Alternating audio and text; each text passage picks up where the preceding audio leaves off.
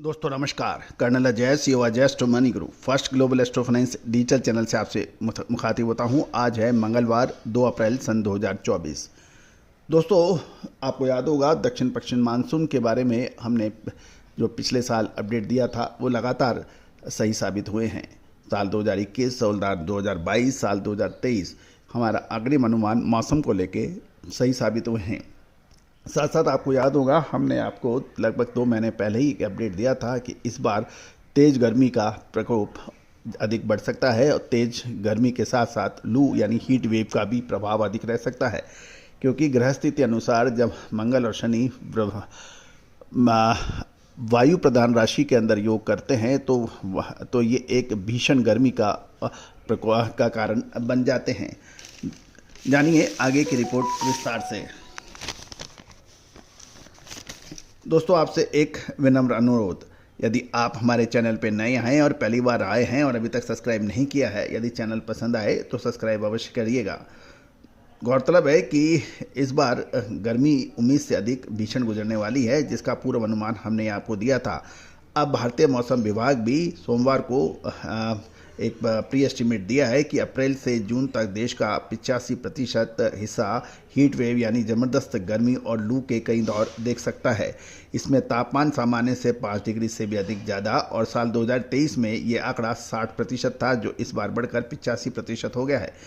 अगले सप्ताह से ही तापमान 2 से 5 डिग्री बढ़ने की संभावना है। सबसे ज़्यादा असर राजस्थान, मध्य प्रदेश, छत्तीसगढ़, झारखंड, उड़ीसा, आंध्र प्रदेश में नज़र आ सकता है और इस दौरान देश लू का एक दौर भी लगभग 20 दिन तक चल सकता है।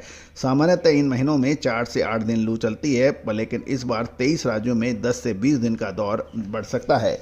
इससे सबसे पहले लू का सबसे लंबा दौर 31 मई से 20 जून सन 2023 को बना था, जब पूर्वी उत्तर प्रदेश, उड़ीसा, झारखंड में लगातार 21 दिन लू चली थी। इस बार अपूर्व अनुमान कई मॉडल पर विश्लेषण पर तैयार हुआ है और ऐसा हो सकता है कि लू कोई एक दौर पिछला रिकॉर्ड तोड़ दे। राष्ट्रीय आपदा प्रबंधन प्राधिकरण की हीट वेव गाइडलाइन के अनुरूप 23 राज्यों में और 200 से अधिक शहरों में एक्शन प्लान बनाने के समाचार मिले हैं। गौरतलब है कि ये अब आप समझ लीजिए कि ये तेज़ गर्मी और लू का वैज्ञानिक कारण भी क्या है। हीट वेव के सामान्य से अधिक पीछे होने के एक कारण अल नीनो की परिस्थिति है। 2.5 महीने इसका सबसे खराब दौर होगा और जून में ये ख़त्म होगी।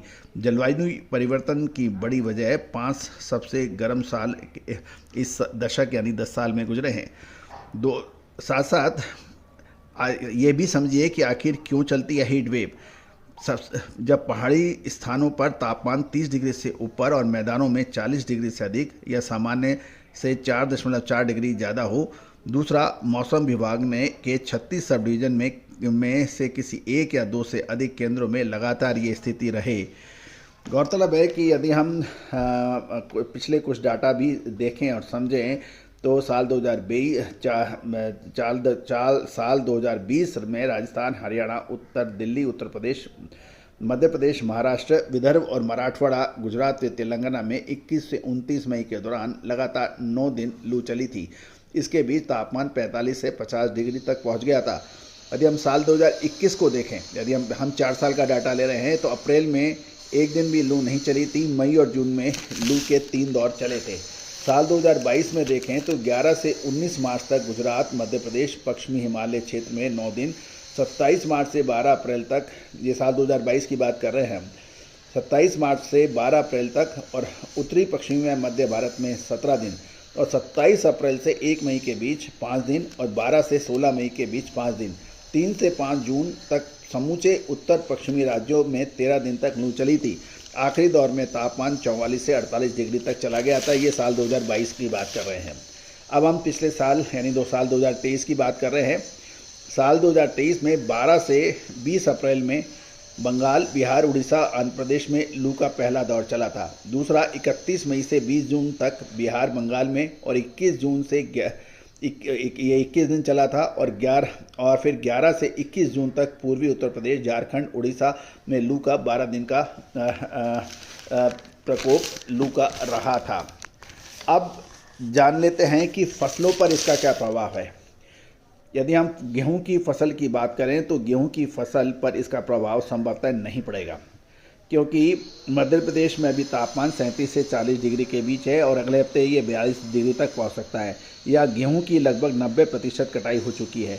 पंजाब, हरियाणा और उत्तर प्रदेश में यदि तापमान 35 डिग्री से ऊपर जाता है तो भी फसल को नुकसान नहीं होगा।